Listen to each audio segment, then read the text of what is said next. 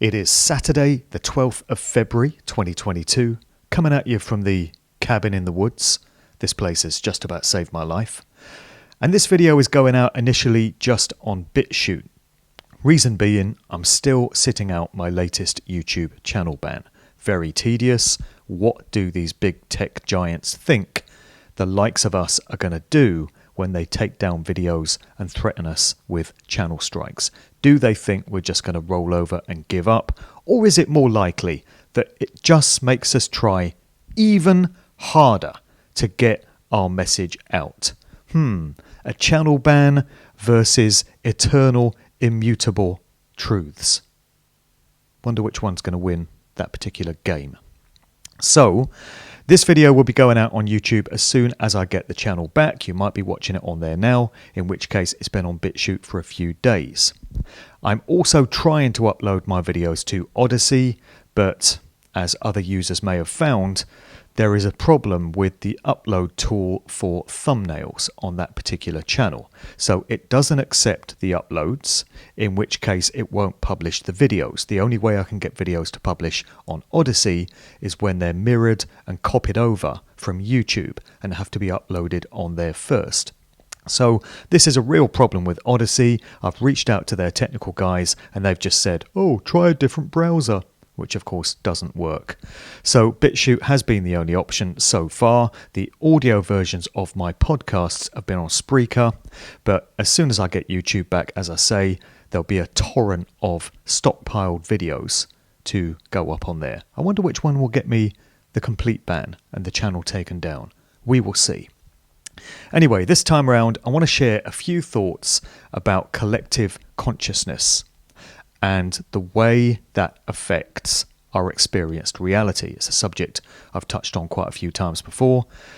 What's prompted this is that pretty much everyone I know, family members, friends, colleagues, associates, over the past couple of years have been suffering big time.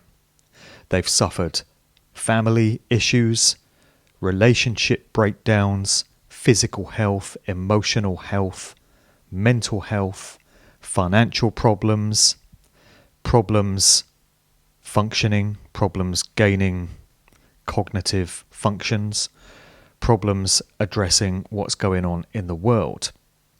And this can't fail to have had an impact on the morphogenic field in which we all live and which affects us all, in terms of the nature of consciousness that it's brought about.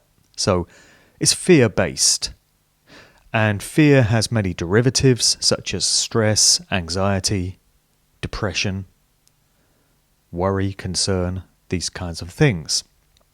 When all of that is being fed into the morphogenic field, it's going to cause a two-way exchange of energy. And what's in that field is then going to be reflected back and experienced by everyone living in it, which is everyone alive, basically. So it seems the controllers of organised society have seen to it, through their various means, their various machinations, that that has become the default state of human consciousness. The derivatives of fear, everything rooted in that dense, low vibrational, fear-based energy. So that's the bad news. The good news is that we live in a world of duality. It's woven into the very fabric of existence in this physical realm. So if that can be true, and if the collective consciousness of humanity can be manipulated to produce fear-based energy, which then affects everyone and becomes a feedback loop, then the opposite must also be true, or must at least be a potential waiting to be exploited.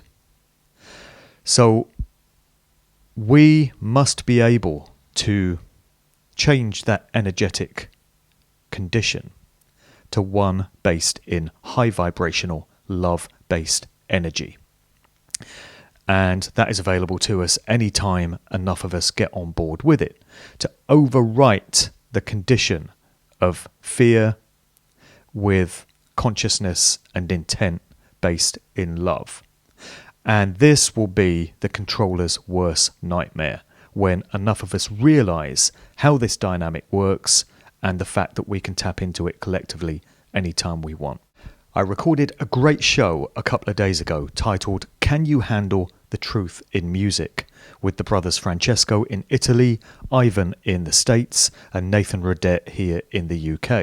And it was the four of us selecting songs, tracks that we felt conveyed important, empowering messages. And one of the ones that I chose was Gang Starr's Moment of Truth from 1998, from the days when hip-hop still made sense. It's a rap classic. It's stayed with me ever since I heard it 24 years ago. And one of the lines that Guru, the late great Guru, delivers in it goes, "Why do bad things happen to good people? Seems that life is just a constant game between good and evil." Well, yes, it is, but evil doesn't have to get the upper hand the whole time. You know, the opposite dynamic is available. And this ties into an article that I was sent by a good friend of mine. Big shout to Henk. I'll read an excerpt of this out because synchronistically it ties into the message of this video. And I'm finding this happens a lot. We found this on the music show actually when we'd all brought tunes to the table that we wanted to share. And the first tune up was by Ule Damagard. Big shout to Ule over there in Bali, I believe. And it was his song Wake Up, which Francesco selected. And then Nathan brought a track titled Wake Up and Live by Bob Marley that he wanted to share. And I brought a track by the Uglies from the 1960s titled Wake Up My Mind. So we'd all selected tracks with Wake Up in the title. Unknowingly, we hadn't discussed this before the show. It was synchronistic connections bringing all that stuff together. And so it is that this landed in my inbox right at the time that I was thinking these ideas. So let me read a section from Henk's article, actually, that he's got published online. It goes, "More and more people are discovering how the world really works, are escaping the magical power of the Matrix and inventing it themselves. And that self-inventing is the only way to go. All those puddles of discontent, all those small streams came together a long time ago and became a powerful current which made the government, the rampant dictatorship for years, visible, so that they had to nail the internet shut with censorship measures," what was I saying earlier, "in which they only partly succeeded. They had to keep the ignorant on board and keep them from going the way of the inventors. I see the protests growing organically worldwide. I see people folding their arms, not only symbolically, but also to break through a police cordon, as if it were a psychological act to which the police have no answer. Everything, really everything, that the dictators are going to invent now and show to the world will be counterproductive. Everything. The situation has long been out of control for them. The brisk breeze is already growing into a hefty storm, a tsunami of discontent. And we all know that against this force of nature, nothing is equal. We, the people, will, for the first time in centuries, let our power speak. We are already on the winning side." Well, I like those sentiments, and it does tie into quite a few things that I'm now seeing. I was very encouraged to hear the latest update from Rainer Fulmick and the Corona Investigative Committee, which is holding the grand jury into COVID-related crimes, looking to hold to account those who have been guilty of fraud, treason, genocide, crimes against humanity, that kind of thing. It sounds as if that case is going in the right direction. It sounds as if it's gathering momentum. They're preparing to bring in their expert witnesses and whistleblowers and lay the thousands of pages of very damning evidence on the table in that case. So that's a good one. I've still got hope invested in the Michael O'Byrne-Sia PCP case and also the criminal investigation that's been handed to the Metropolitan Police in Hammersmith. That is still ongoing. We await the outcome of that. I see there are measures in place over in the States to overturn the results of that fraudulent 2020 election. Remember that? It seems so long ago now that it's just a distant memory. But you might recall that massive fraud was committed at the time of that election. Whatever you may think of Donald Trump doesn't really matter. That election was his, and he should have been installed for a second term as US president. Doesn't matter if you don't believe he's on our side, if you believe he's one of them.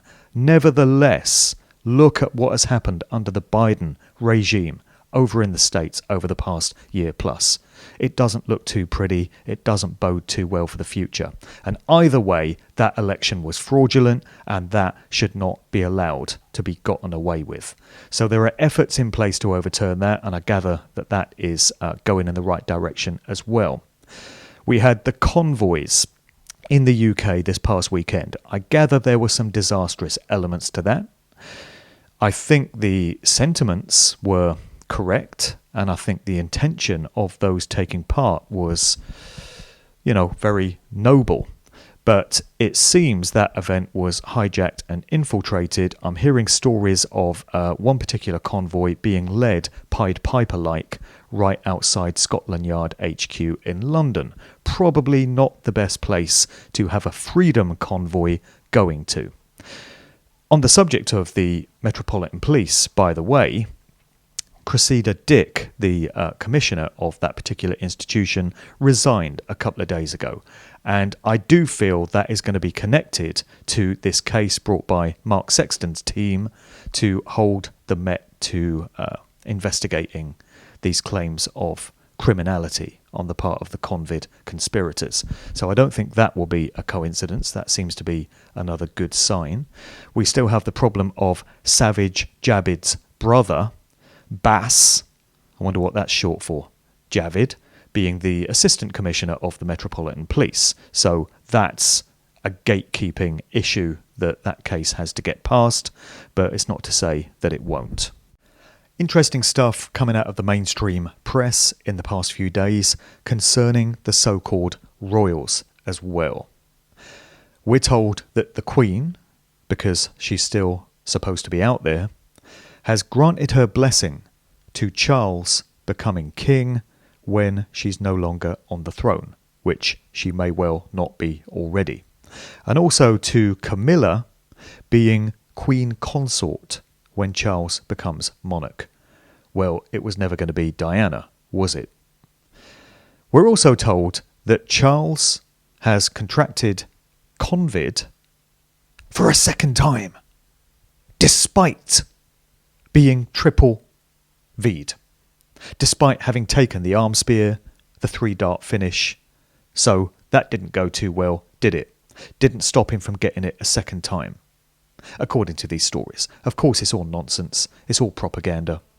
And we can speculate as to what it's leading to.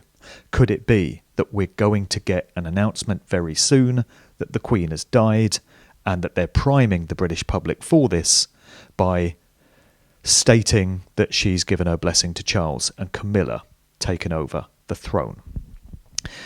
Could they be sitting on this announcement until they judge it fortuitous and beneficial to release it?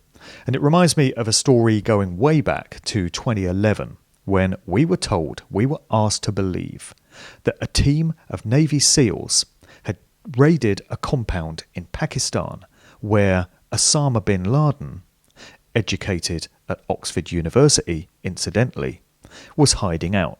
And of course, he was the mastermind behind the dastardly events of 9/11. He put it all together from a cave in Afghanistan while he was hooked up to a dialysis machine, don't you know? So we were told on the 1st of May, a date of great occult significance, being May Day, being Beltane, being Walpurgisnacht, that this team of Navy SEALs had raided the compound and they'd taken out bin Laden. And at last, this villain behind those terrible events of 2001 had been removed. The truth is that Osama bin Laden died at the end of 2001. There are mainstream newspapers from the Middle East that reported his death, obituaries. But this was buried by the press of the rest of the world, and 10 years later, we were told that under the direction of Barack Obama to frame him as some kind of patriotic hero, this team had taken bin Laden out. A short while before, this very same team of Navy SEALs just happened to all die in a helicopter crash. Could have happened to anyone, could have been any team in the US military, just happened to be that one. So that's a big shame, isn't it? So what was happening there was this story was being sat on until it was judged useful to put it out to the public. And I feel that's what we've been getting with this situation with the royals. It's been very strange to watch what's going on over the past couple of years. Buckingham Palace appears to have been vacated and empty a long time ago. We'll see where that one goes. This, of course, leads us to the overall situation in England, at least, in terms of most COVID restrictions having now been removed, and the remaining ones going very soon, by all accounts. I gather that in the devolved nations, Scotland, Wales, Northern Ireland, the tyranny is still quite a bit more, but hopefully those nations are going to go the same way as England. I suspect they will very soon. And what can this be down to? To my thinking, it has to be in response to specifically that Met Police complaint investigation that's been launched, the PCP cases, and just the visible pushback from the people in terms of how massive the freedom rallies, I don't like to call them protests because you shouldn't have to protest for basic rights and freedoms that have always been yours. These are freedom rallies celebrating the freedom that we inherently have and giving visible signs of resistance to the attempted removal of them. So there's been a lot of that. There's been a lot of indication to the controllers that people are just not having it. Specifically in England, there's been pushback in Scotland, Wales, Northern Ireland, of course, but it's been more intense in England. And most importantly, I feel that this place really is the belly of the beast when it comes to the whole COVID debacle, the PSYOP. This would have been dreamt up by the social scientists and the behavioural psychologists working out of Sage, BIT, Tavistock, in conjunction with probably Oxford and Cambridge universities. But London and Oxford really are, the centre of all of this. And a cat doesn't shit in its own backyard. So because so many of the orchestrators of this scam are based in England, that's got to have a bearing on why it is that things right now are so much easier than in these other nations. And I know people living in these other countries like Canada, where things are really bad, New Zealand, Australia, and then countries in Europe. I get emails from people in Germany, Austria, Slovenia, the Baltic states, these kind of countries where things are still very intense, Italy, France, and they can't understand why it is that in England everything's been rolled back. Well, I feel that this country is going to lead the way and is going to be the first domino to topple. It pretty much already is in terms of everything being removed, because we're being told that cases, we know these are fraudulent, but they've been used to push the narrative, are on the wane in the UK. And we've been told that the NHS has got on top of things and the you-know-what is retreating into the background. So if this is the case in the UK, all these people in nations like Canada, New Zealand, the rest of them, are going to be wondering why it is that their governments are telling them that things are out of control in their nations and that the you-know-what is rampaging through society. They're going to be saying, well, why is it so much better in England? And how is it that they've been able to pull everything back, but we're still living under these communistic and fascistic dictatorship conditions? It's a question they're going to be asking. And the governments of those countries are going to have so much trouble now trying to convince the normie general populace that the V is still a problem when it demonstrably is not any longer in England. So this nation is going to have to be leading the way in terms of things being rolled back in these other places. And they're just not going to be able to keep that narrative going much longer. Also, when they try to step things up to the next level in terms of the next PSYOP they've got lined up, that of so-called climate change, people now are going to be so much more suspicious of official government and mainstream media narratives. So if they try for lockdowns, if they try for further restrictions on our basic freedoms, people are going to be much more reticent to cooperate with them this time round. Many people have learnt lessons from what's been done to us these past 2 years. Many people have woken up. Many people now realise that their government doesn't care for them and is not out to keep them safe. We've got many more recruits on the side of truth and freedom, and they're just not going to be having it if and when they try to step things up to the next level. So these are all good, positive signs. Of course, there are going to be Debbie Downers that will say the apparent collapse of the British government, which seems imminent in terms of Johnson being thrown under a bus as a scapegoat, and probably a few other prominent names as well, is indicative of the controllers wanting to take things towards a one world government as part of their New World Order master plan. And these same people will say, well, that's what's happening in these other countries. These so-called leaders are being set up for a fall, Trudeau, Ardern, Morrison, all the rest of them, so that the excuse can be given that, well, you know, governments of these nations individually just didn't work. Look at the disaster that occurred. The only solution is to have a one world government. Okay, I get that. I'm watching that. I'm keeping an eye on it, but I'm not focusing on it. I'm not giving that too much of my attention because we don't have proof that that is what's going on. It's speculation, it's opinion, and it's a possibility, but I'm keeping focused on the signs that we're getting out of England being positive and indicative of that real turning of the tide, that real sea change that so many of us have been waiting for so long. So I think a lot of things are headed in the right direction. And 2022 is not going to disappoint as the year wears on. And the spring, with the rebirth and the new cycle that represents, is going to be a very revelatory time. Not long to wait for that now as we get close to the equinox. Just want to talk about some of the shows that I've been on in recent weeks. It reminds me of my glory years as a DJ, long time ago now, where I had gigs coming out of my arse, excuse the expression. My diary was absolutely overloaded with bookings, and I love that. I thrived on it. I like keeping busy. Nothing's changed, except the gigs that I now do are not DJ gigs, but they're speaking engagements. Just trying to remember all the speaking gigs I've been doing. Well, the last couple were up in Beverley, the Beverley Barn, on the 1st of February. Great turnout to that one, really impressive for a Tuesday evening, great venue too. And the Isle of Wight last weekend, Ventnor, the Winter Gardens for the Uprise and Shine conference. That was an awesome event, so much empowering information, focused on solutions and ways forward, and not dwelling on the doom and gloom. Next ones in the diary are this coming Wednesday, the 16th of February. I'm going to be up at the venue known as the Porky Pint in Stockton-on-Tees, right next to Middlesbrough.